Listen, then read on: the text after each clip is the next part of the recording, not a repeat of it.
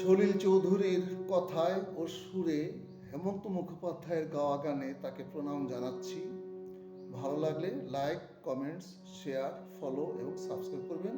ধন্যবাদ।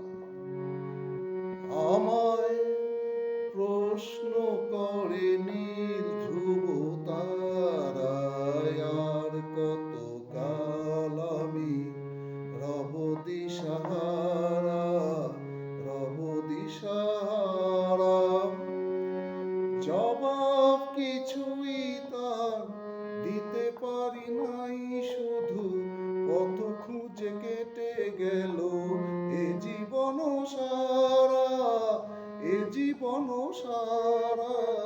আমায় প্রশ্ন করে নীল ধ্রুব তারা, আর কত কাল আমি রব দিশাহারা।